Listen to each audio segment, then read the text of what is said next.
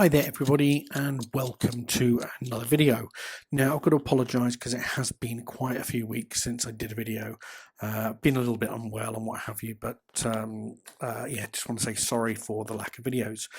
Now today we are taking a look at another watch from Watchdives, and this time it is the WD003. Now this is a fantastic watch, got a variety of different colorways, but the one that we're looking at today is the blue dial, the Lapis Lazuli. Now I've taken a bit of a crash course, or I suppose a bit of an education in and around crystals and so on and so forth, and Watchdives seem to have produced a variety of watches that have these wonderful dials, all with a natural stone. So you've got this red Agate here, which is a different colorway, and then you have something which is a little bit more flashy and certainly gets the light a little bit, and that is the Aventurine dial. But like I say, I decided to go with the Lapis Lazuli. You can buy it on AliExpress now. I think including tax, it was about 200 Australian dollars, so around about 130, 120 US, something like that.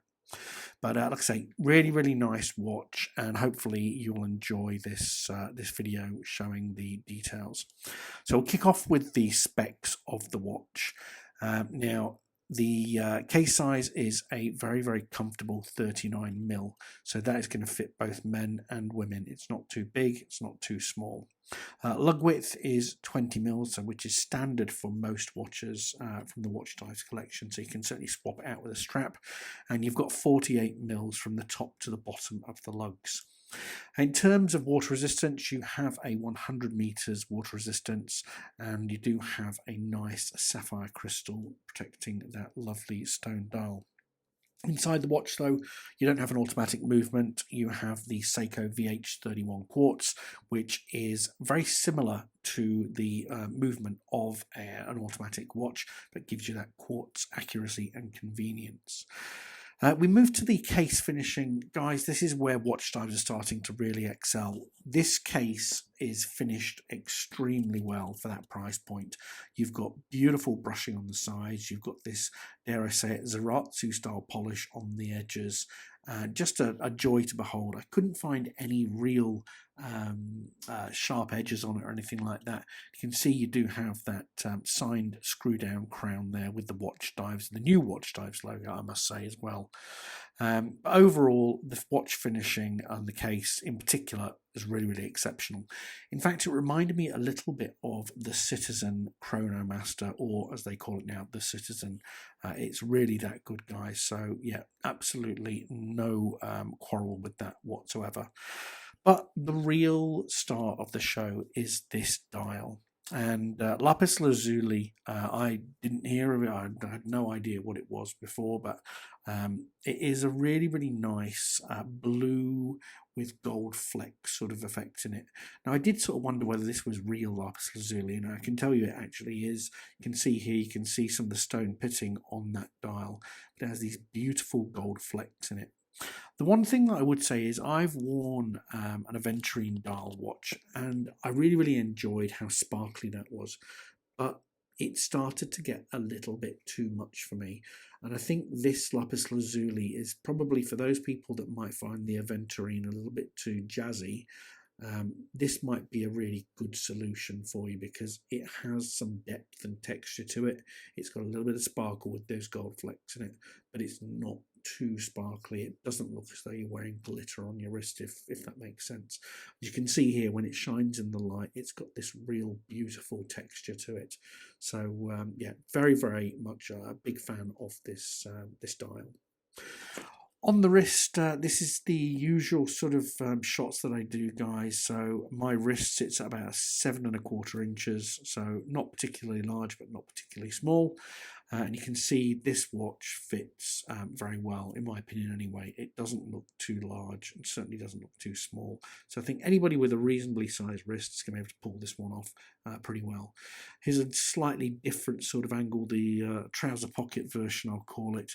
But you can see that bracelet is really nice. It really sets off the watch, and say those markers on the dial give you a beautiful sort of shine. It glints off almost like a Grand Seiko sort of effect off the baton markers.